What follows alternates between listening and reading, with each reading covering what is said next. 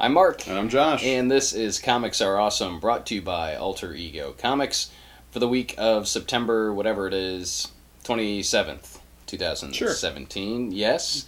Yes, the day that will live in infamy. No, it's not. It's the day that Marvel fans far and wide have been looking forward to, the release of Marvel Legacy #1, which we'll get to in just a moment or two. But before we get there, let's talk about my pick of the week, and then we'll get to Josh's pick of the week.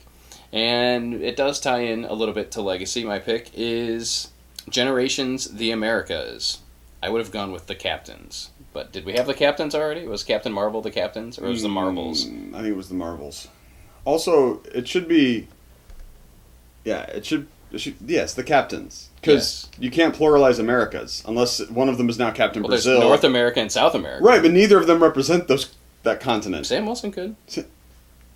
Whoa. No.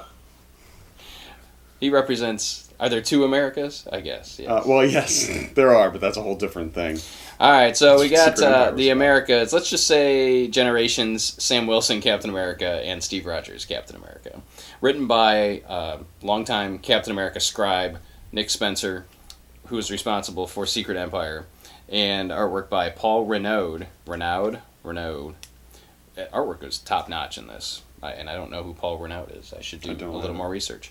So, as with all of the Generations books, one of the I don't want to say newer, younger characters, because Sam Wilson's been around for a long time. Right, but as Captain America... As Captain America, he's still relatively new. So he, at the end of Secret Empire, is pulled into the Vanishing Point, and we see that he ends up back in time at the beginning, or in World War II. And this one is different than the rest of them. And all I kept thinking of is that damn Next Generation episode where Picard lives a whole lifetime when he's in a coma or wherever he is. Yeah. And that's... I don't think I'm really giving too much away because I'm not going to give you the details, but Sam lives an entire lifetime. You know, he realizes that he's out of place. He realizes that this is not his time, but he makes a life there, and it's amazing. It's... Mm-hmm. I've spoken to or heard from other retailers who actually shed tears reading this book. I didn't get to that point, but it is definitely emotional, action-packed. Legacy really applies to this book, I think, because we see the legacy of Steve Rogers, Captain America. Sam gets to team up with Cap at a point where Cap is still relatively new and doesn't... You know, he gives this air of confidence, but he's unsure of himself, and Sam can relate to that. Just a really solid book. I mean, love Secret Empire or hate it, Nick Spencer is a very talented writer. He has his moments where he's knocking it out of the park, and then he has other moments where you may not enjoy some of his other books. Just forget I said that part. But this was a nice swan song, a nice cap to Nick Spencer's run on Cap, since Mark Waid will be taking over when Cap comes out. And who's doing Falcon? Somebody else. Okay. Rodney Barnes. Bucky Barnes' grandson? Great-grandson, perhaps? Yes. This was incredible. It was fantastic, excellent.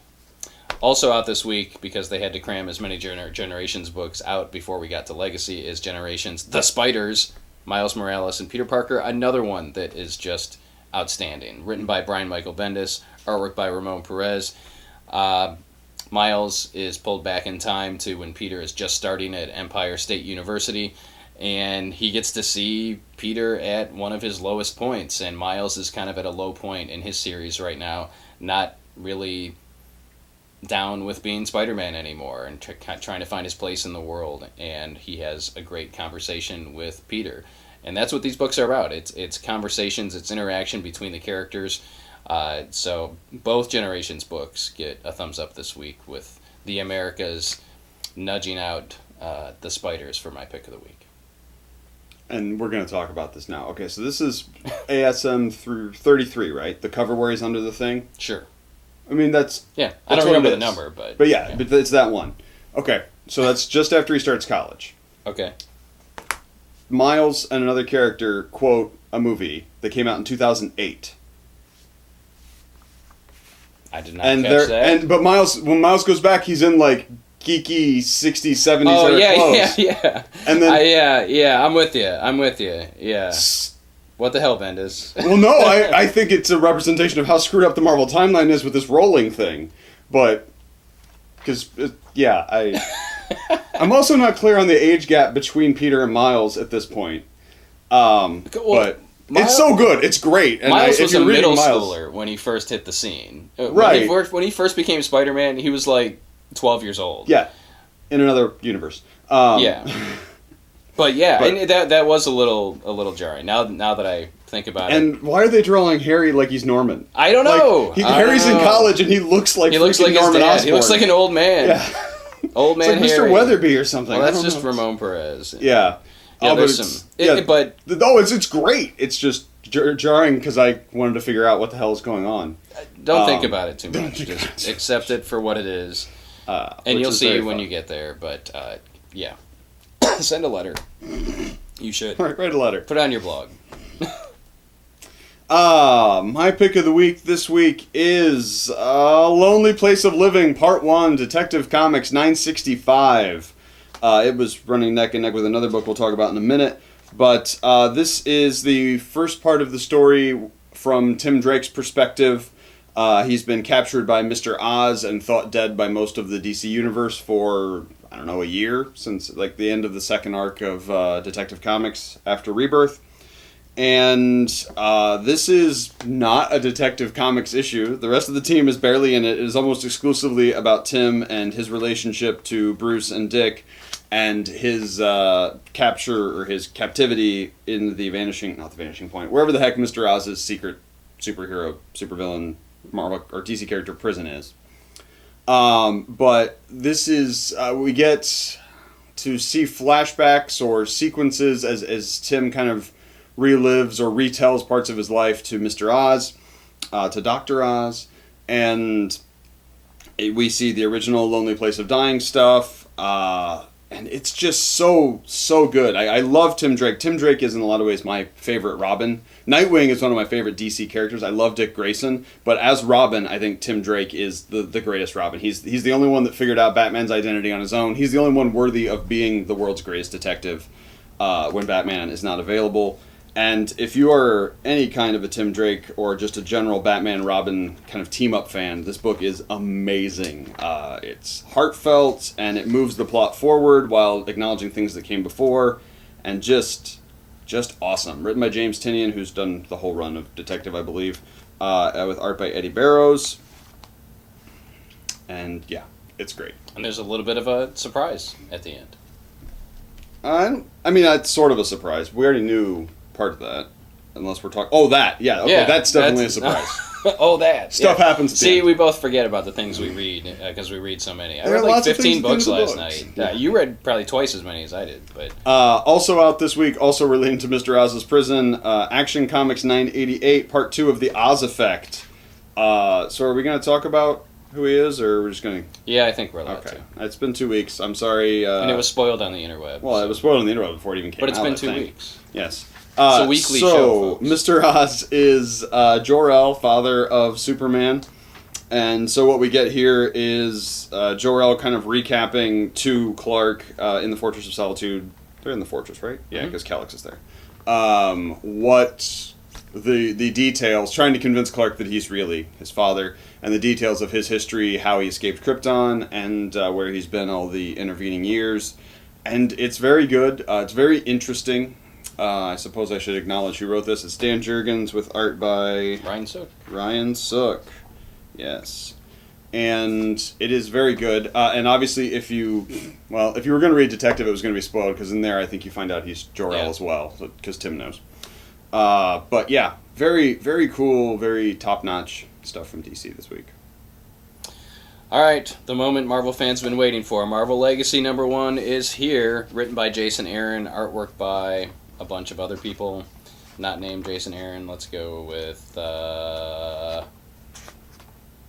Esad Ribic, Steve McNiven, Chris Samney, Russell Dowderman, Alex Maleev, Ed McGuinness, Stuart Immonen, and Wade, P.P. Larraz, Jim Chung, Daniel Acuna, Greg Land, Mike Deodato Jr., and David Marquez.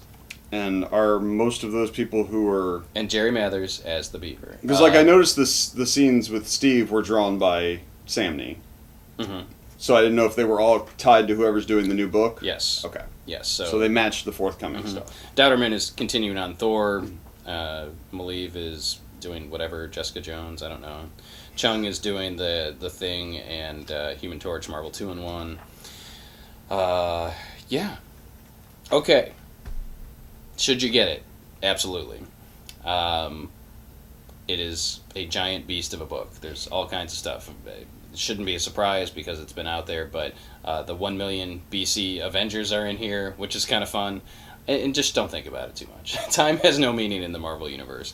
No, they're almost all legacy, so it works. Yeah, yeah. Are you talking about the 1 million part? Yeah. Oh, okay. Yeah. That's... There is so much happening. I don't even know where to start. There might be too much happening. I think that's while I wholeheartedly endorse this book, I think that they cram too much into it. There are several stories taking place here, which will set up future stories in the Marvel Universe.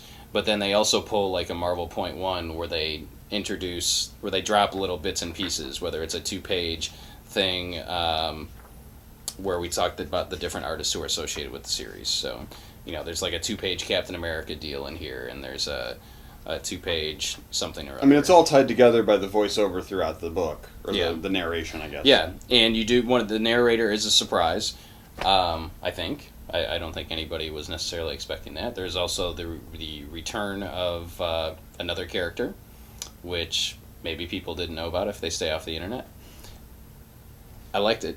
It's an important character. Yeah, the Marvel fan in me is pleased, and I'm curious to see where things go. I've had a chance to read several of the legacy issues that are coming out in the weeks ahead, and I like what I see. I think Marvel is kind of returning to a classic way of storytelling, similar to the way that DC did with Rebirth, and Marvel, of course, will never admit it. I love this dance that they do, where there's a nice editorial in the back here from Axel Alonso. And instead of just saying, we screwed up, we're gonna do better, he gets all full of hot air and talking about how legacy means something and blah, blah, blah. And it does. But, just admit it. You made some poor choices. And now, hopefully, you're making some good choices. And from what I've seen of the preview books or the books that are coming out in the weeks ahead, I think they're making the right choices. I'll give a little plug now to one of next week's books. Spirits of Vengeance comes out next week, which is kind of a tip of the hat to Midnight Suns and stuff that was going on in the 90s or late 80s. Several people have asked me, is the Ghostbuster who is Ghost Rider in that book, and it is Johnny Blaze. It also features Blade and Damon Hellstrom, and Johnny Blaze is also in the legacy issue of Iceman. It's kind of a Champions reunion, so you're getting the best of both worlds. I think people will be happy. And now, this. So we got a 4-panel gatefold cover featuring one X-person tucked in the back corner with no dialogue, and no Fantastic Four members. No young people. It's all old people. Yeah, that is accurate. And they've all got TV shows or movies. Kinda, yeah. Yeah. I liked it. It was fun. I did. I would just like them to stop trying to make the new universe happen. Yes. That is the only thing I've ever... That and, yeah. I mean, we try and stay positive here. Occasionally I'll slip into some negativity just because we're surrounded by it. But I'm just saying, if you're going to have a big event book, there was way more dedicated to... 2 characters. I don't even know what character that is. 2 characters I don't even know their names. Care about at all. And why? Yeah. Yes. But it didn't detract from the book. I still enjoyed all of the other stuff. But again, they're still trying to force feed. We've just got to update that to what is it? Trademark. We got to make sure we're publishing something with Dipshit McGee on it. Next up for me, the other book that was neck and neck for my pick of the week, Batgirl 15. This is part 2 of Summer of Lies. Written by Hope Larson with art by Wild Goose. I really hope it's Anthony Daniels. Not Anthony Daniels. Anthony Edwards. It's written by some form of alcohol, I think. Grey Goose? There you go. There we go. Chris Wildgoose is the penciler. And this continues a story in the present where Nightwing, Dick Grayson, and Batgirl, Barbara Gordon investigate something that appears to have ties or callbacks to an adventure they had shortly after beginning their careers. It's kind of their first team up in the flashback stuff, and if you like Dick and Bab's relationship, it is a must-read. It is heartfelt and awesome and funny, and I loved every minute of it. The opposite of funny this week is Nightwing, The New Order, number 2 of 6, written by Kyle Higgins, artwork by Andrew McCarthy, by Trevor McCarthy. So this is, again, a miniseries that takes place in the future where it's kind of Kingdom Come-esque, where everybody has powers and there's all kinds of destruction happening in the world, and Dick Grayson needs to make a decision at some point whether he's got the ability somehow, it's like a bomb or something. Omega Beam? I don't know. To take away everybody's powers or to allow this destruction to continue, and he makes the tough call to depower people, which results in loss of life of the hero community, and also that all these people need to be kind of kept on a tether. They're getting injections to keep their powers at bay, and I don't really understand all the science of it, but that doesn't matter. It's a good story, though. So Dick has a son, though, that has started exhibiting powers. Hate it when that happens. It's just, I really liked it. It's awesome. We had somebody in the other day who is a Nightwing fan, and they opted out of picking this up and maybe checking it out in trade. And I think that any Nightwing fan should read this. Anybody who's a fan of the DC Universe. I mean, you mentioned how Dick Grayson and Nightwing is one of your favorite characters. Even if and I like the character of Dick Grayson. He's not one of my favorite characters. He's probably up there. But I think you can enjoy the content of this book, and especially if you're a Batman fan. There's a lot of Batman universe stuff that's in here that you should appreciate. Now, I did see one online reviewer, not a reviewer, he's more of a number cruncher, talks about whether sales are up or down for DC and analyzes stuff going back years and months and that sort of thing. And he was talking about this, and he said, who asked for this, really? And I don't know if anybody asked for it, but I'm glad it's out there because it's really solid. So. Well, I don't think in 1983 or 82 anybody was saying, you know what we need? Batman in the future killing people with a tank. And then we got Dark Knight Returns. That was 86. I know, but I'm saying they had asked for it before it was produced in order for it to be He worked drawn. faster then. It was like 6 months. No, he doesn't. He's never worked fast. I think it really has kind of a Dark Knight Kingdom Come vibe to it with... I don't want to say more heart, but Dick Grayson has always been kind of the heart of the DC universe. So, yeah. I dug it. Super, super awesome. Josh liked it too. I really did. Next up for me, another twofer in the Dark Knight's Metal Dome, we'll say. So Dark Knight's Metal 1 is the next one-shot featuring these evil alternate universe versions of... Well, they're not evil necessarily, except so far they've all been pretty evil. Yeah. Batman the Murder Machine, written That's by... That's an evil name. Well, the Red Death was the first one. To be fair, yeah. Did they ever actually call him the Red Death in the other one, though? I believe they did. Okay, because Murder Machine, they actually give him the name in the story. Written by Frank Thierry and James Tynion, even though Tynion didn't make the cover. Art by Riccardo Federici. And this is the version of Batman that is also a little bit cyborg. And I initially did not think I would care or like it, and I was wrong. They found a hook in my love of the Bat family that made me sympathize somewhat with Murder Robot Batman. And it is very good. It is not at all what I expected.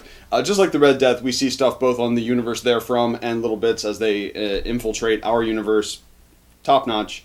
Also comes with a pin with the Murder Machine logo. If you want to catch all those, this is your next chance. I don't know who that artist is, by the way, but it was phenomenal.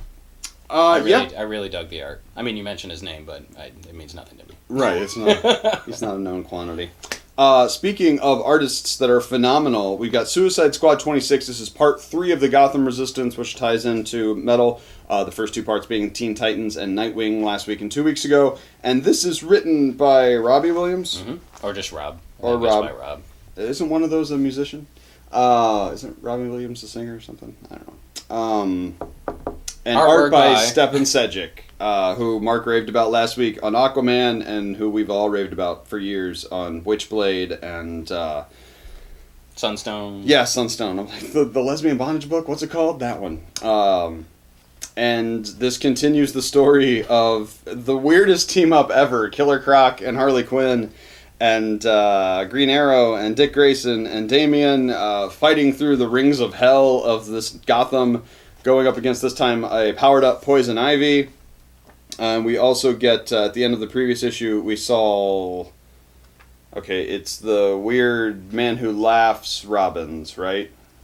Yeah. Some dark... Like the big bad one? Like the right. one that we've seen? The one who's the main... The one who looks like he should be from Hellraiser. Right. Yeah. I think it's called the Batman Who Laughs. His Robins infected the Teen Titans and some of the Suicide Squad. How does one become... They bite them? I don't know. I just assumed an airborne thing, like Joker gas, like they but it's not. I just love the croc in the school bus window. Very Mad Max kind of start to the book. Yeah. Just awesome. Like, very... Like, this didn't give me the feels in the same way that some of the other books did, but in terms of, like, epic scope and fun, Suicide Squad cannot be beat this week. And thank you, Stephen Sedgwick, for doing more art in the DC universe. I didn't realize that he was the artist on this book until I had it in my hands. Right, I thought it was just the cover, and then bam. Yeah, it was awesome. Speaking of incredible art, Diablo House #2 is on my list this week. I don't know if this is every other month. It seems like it's been a long time since issue 1 came out. Written by Ted Adams, who's one of the head honchos over at IDW, and artwork by one name, Santi Perez. Santi Perez. I think it's some sort of Santa Claus from George Perez universe? Mexico. I don't know. Diablo House is kind of a Tales from the Crypt sort of book. In fact, it's very similar. You have a guide who's giving a tour in this house, which is presumably out in California, who resembles Iggy Pop, kind of the Stooges, if you're into that sort of music. And this each story is going to focus on someone who has visited Diablo House, and everything goes horribly wrong because of their misuse of wishes, I guess, or something along those lines. And this issue is about a guy who wants to be a pinball wizard. It takes place in the 70s, and he it's just amazing. It's you didn't read it, so we can't talk about it. It can't be a two-way conversation. It'll just be like me talking and Josh going. So he's a nerd. He can't get a date, and he ends up attracting a lot of women and actually forming a cult, and all this crazy stuff happens. But it's a excellent story, but the artwork is phenomenal. It's kind of a cross between Eric Powell and somebody else. I don't know. It's just it's amazing to look at, and there's so many different styles. Like, even on the first page, you get this picture of Old Man Jenkins there in the middle, who's the guy that designed Diablo House. Paul Giamatti. Yeah, it might be. It's just incredible artwork. If you're a horror fan, this is a must-read. If you like new and amazing artwork, you want to pick this up as well. And as I said, the story is top-notch. And then also new this week from, or I guess is this the first #1 we talked about? Not counting the one-shots? I think so. Fujitsu #1, written by Jai Nitz with art by Wesley St. Clair. I'm sorry, no, St. Clair and Nitz are co-creators, and then writer and artist, respectively. So, this is the story about a 122-year-old boy who has mastered Kung Fu and has to fight a guy with the atomic katana and James Dean. That's all you need to know. That is all you need to know. It is a ridiculous love letter to Kung Fu and sci-fi and James Bond and every type of story where there's an exceptional person who does things that don't necessarily make sense but wind up being awesome. He's been in hibernation or in a meditative state for 3 years or 2 years and change in order to forget about a girl. So of course the girl's going to show up by the end of the issue, and we get some backstory on his nemesis, who's he's very tall. He's like 15 feet tall, and he wields the atomic katana forged in the fires of Nagasaki and cursed. Previously owned by JFK. It's just ridiculous fun. He uses a toaster and knives to evaporate James Dean, and it is insane and awesome. With a name like Fujitsu, it should be. I really liked it too. It's totally off the wall and fun. From Aftershock Comics, who does a lot of awesome stuff.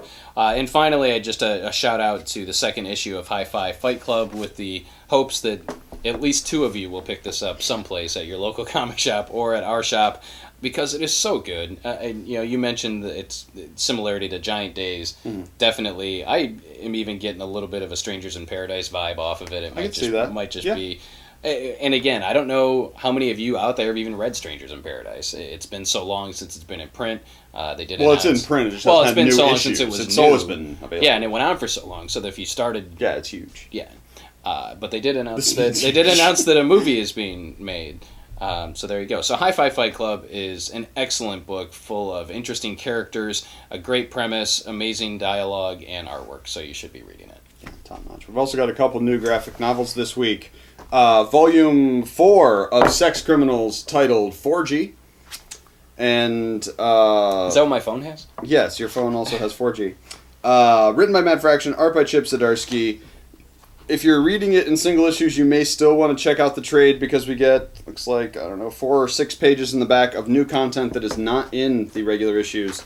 This case, it is an oral history of the Wide Wiener song, including, it's like an interview style, and we've got Fraction and Zdarsky and Mike Dougherty and Michael Chabon and Thomas Pynchon and Quincy Jones and Robert Plant. I'm going to assume those are all fake, but you know what? Anything is possible with Fraction and Zdarsky, and that's what's great about this book. Anything can happen in their crazy time-stopping sex humor. Awesome.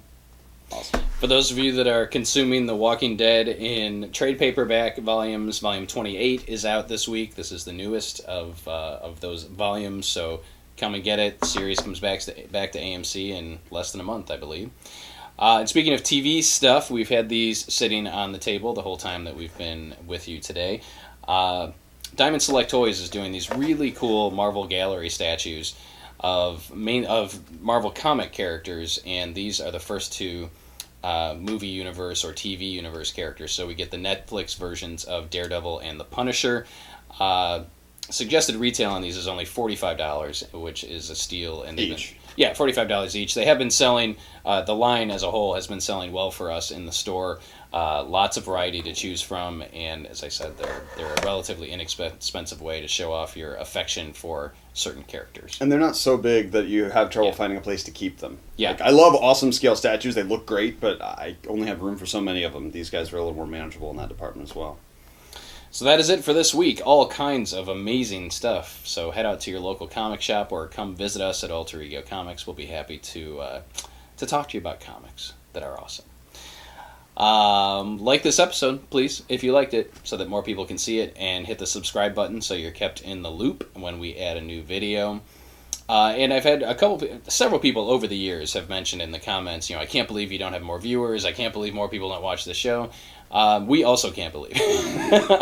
So we would appreciate your help in spreading the Comics Are Awesome, formerly Alter Ego Comics TV love, by sharing this on your social media networks. Share the video on Facebook, tweet it out on Twitter, put it wherever so that we can get more people watching it and picking up comics that are great and continuing the conversation in our private Facebook group for Comics Are Awesome. Thank you for watching, and we'll see you again real soon.